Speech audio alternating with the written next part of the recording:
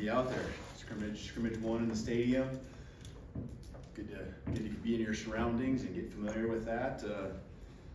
Been since the spring game, so ran about 100. I think it was 102 plays, maybe give or take 1 or 2. 81 with the 1s and 2s, pretty balanced there. I think it was 40 to 41 plays, and then 21 plays, if I'm doing my math right, with the 3s. So good give and take. Got some explosive plays. You got some tackles for loss.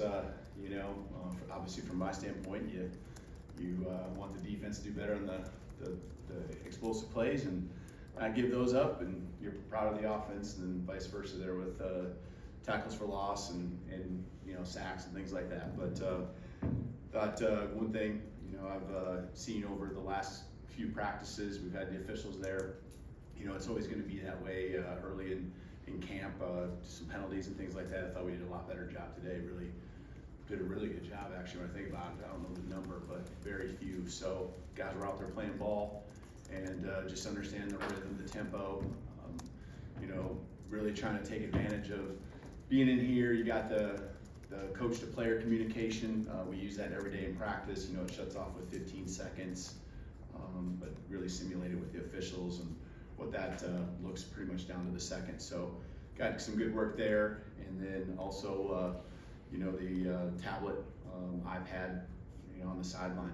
We took two breaks, 6 minutes or so, just to get on the sideline and be able to understand what that looks like, because we, at this point, really aren't able to practice that in our complex during normal practices. So just using that and really understanding what the benefit is, take advantage of the confirmation or the learning opportunities that can happen in between drives during the breaks that we had today, but also not dwelling on it so much to where it affects our mindset and where our poise and confidence is going into the next drive. So proud of the guys that they did a really good job staying relatively healthy. Just your typical fall camp stuff. Guys dinged up a little bit here and there, but nothing more than what you'd expect. All right, start on the right with Charlie. Yeah, hey coach, just what did you see from Jalen and the other quarterbacks today out there? Thought the plays that are there and you need to make that throw, I think they're doing that at a higher level, not just today, but throughout camp, getting better at it. And a lot of that's the trust in your guys around you that they're going to be where you anticipate them being, especially in those moments when you get a little bit of pressure. You get a little bit of a rush around you and just managing it. I still think there's a time or two we can throw the ball away. And I'm not just talking about Jalen, I'm talking about all of them. It's across the board, just to keep us out of those situations where it turns into a third and extra long or something like that. But that's just here and there. That's not something that's happening a lot, but it's one of those that just kills a drive.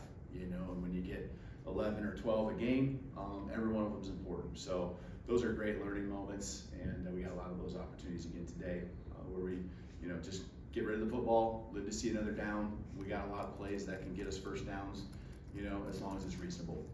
Up front here with Nick. Yeah, how did Jam Miller and the running backs look today? Yeah, I thought we hit a couple explosives. Jam had a nice play down in the red zone there. A lot of it was the offensive line, as it always is. I think there's some schemes we're really good at, and our defense obviously on the opposite end can continue to work on defending. And then I think there's some things that we know are going to need to do that we got to continue to just work on. That's part of the process of the line being all in sync. But one thing I'll just say about our running backs, they're very versatile, and if they maybe don't get those seams as much as they want in the run game, shoot, they're a threat in the pass game. I don't care if it's checking out and we swing it out to them in the flat, or if they're really one of the primary route runners that's getting out of the backfield. They're doing just a good job all around, and both Jam and Justice taking pretty much all the reps with the ones there. They did a great job. So running the football, physical, really not many times where you're just like, oh, come on, or anything like that. So I just really feel that we got a great and solid backfield with both of those guys. Stay up front here on the left with Kurt. Coach, the SEC's been reported at least to be considering a an injury report, rule this year, and I wondered if, hey, what's your opinion of that? And also if the coaches have been involved in any conversation about it, and has it been presented as anything other than gambling? That's the main reason why I understand, it's presented to us, and it was, sometime in the spring. I can't remember what meeting it was, but, it's been discussed, and, you know, I get it. I get why, it could be necessary, helpful. I talk to our guys all the time about, you know, obviously the gambling from their end, but, you know, and how that's not, you know, allowed, and we can't get involved in that, but also just any information getting out of our program, and how that impacts, you know, the outside world, outside of our bubble. So, I get it, and, you know, whatever we gotta do, whatever they put in place, you know, we'll abide by it. In the back left, Kennington? Seems like a common theme over the last week or so is coaches emphasizing players lining up in the right spot and things procedurally going well in practice. How did you see that translate to the first scrimmage? Yep. I think the offense maybe drew the defense off one time. And so just procedure wise, I don't know if there was any false starts offensively, no illegal formations, so no movements. And if there was, maybe it was one that I can't remember, but that's where I think that, you know, we were pretty clean. So the mental mistakes, or what I would call a foolish penalty, we were just not sharp. Really kind of honed in on that here. So I think we took the next step with the other penalties too. Really not much from a holding. I don't know if we got any holding calls out there. We had one kind of legal block, kind of block back, crack back block kind of. That was really good for us to actually have happen, because we can learn from that and talk through that. So, yeah, just, you know, guys, maybe one pass interference. So the penalties were really down at minimal. So I like the way we're having some urgency, and, you know, we'll move around offensively. The guys are all getting set. So all those processes that we have in place, the guys are doing a really good job. On the right with Joe? Coach, you just finished the first scrimmage. What would you say is your biggest area of concern for this team over the next couple of weeks until the season starts? Probably just staying healthy, you know, and again, I feel good about where we're at. This will be our biggest scrimmage. You know, this will be the most plays that we run next week. We'll have a scrimmage too, but it won't be quite as many. It'll be solid, but just being healthy.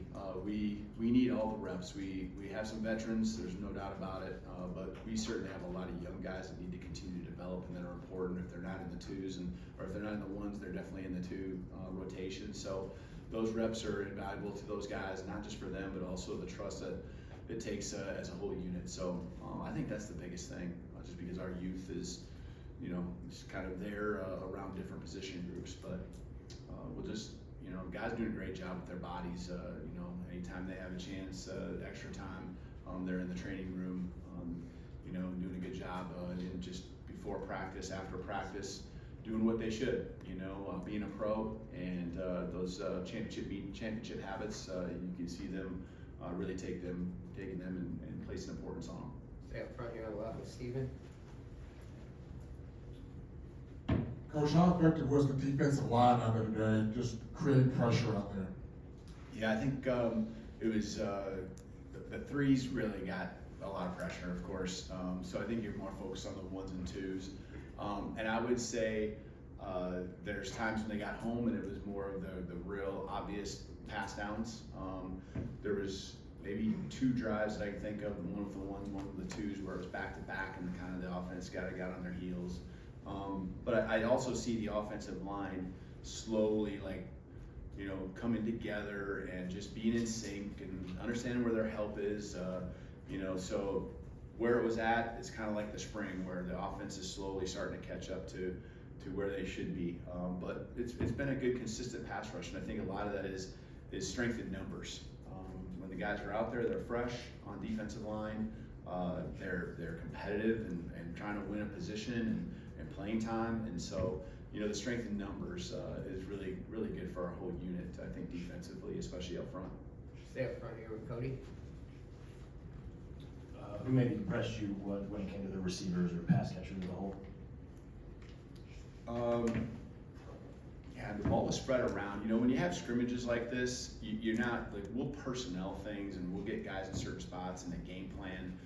Right now, especially in a first scrimmage, a lot of it is just, you're just lining up and you're, you know, we call it X, Y, Z, you know, and H. And so those guys are playing in those spots. And so the ball really gets spread around. But if we looked at the stat sheet, it would be almost every receiver catching balls. So it's not like this, you know, one guy had, you know, 5 to 7 catches. They all walk away from a day like today probably disappointed, you know, and there's no reason to be disappointed. It's just because everyone gets involved, everyone gets their touches.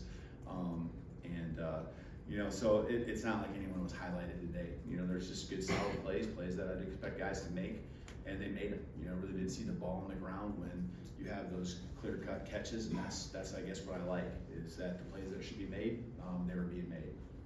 Last one on the right with Kate. You talked about this being the biggest scrimmage. How much does the scrimmage compared to practice kind of help you all with clarifying maybe some of the position battles?